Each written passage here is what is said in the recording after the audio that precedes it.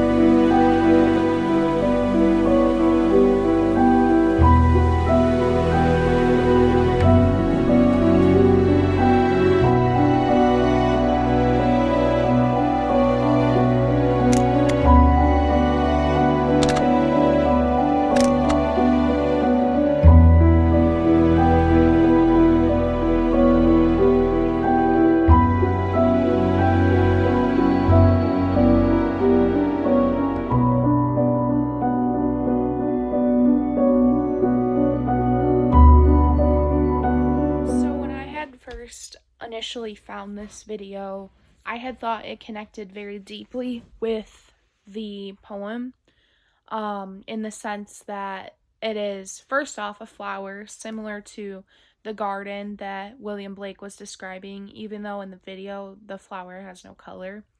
But basically, we can see the sun is enlightening the flower, and we can see that it's a thriving flower. It is doing wonderful in its environment. And this video was titled Grief. And basically, I think the second part is what really connects to the poem, because we saw that William Blake returned to the garden and saw the darkness and the graveyard and the church with the sign that said, "Thou shalt not enter."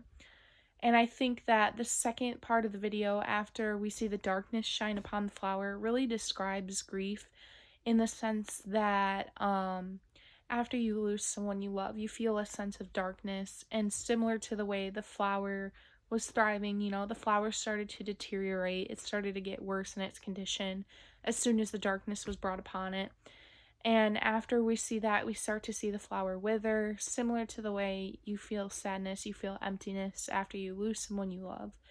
And I think that we see that the flower begins to have like flashbacks, in a sense of when it was in an environment and it was thriving with the sunlight and it had other flowers surrounding it. And I think that personally for me, not only does it connect to the poem, but also because the video was titled Grief, I can very deeply connect to the video on a personal stance, because I think that the way the flower is thriving and then turns to darkness after the darkness shines upon it really describes the feeling you have after you lose someone. You feel a sense of color in your world, you feel happiness and joy and freedom, but then as soon as you lose someone you love, you begin to lose that sense of freedom, you begin to lose that sense of happiness. And I think that this video was a great way to connect to that. So personally, another part of the video that stood out to me was the quote at the end of the video that said, "Through struggle we are shaped, and through perseverance we are defined."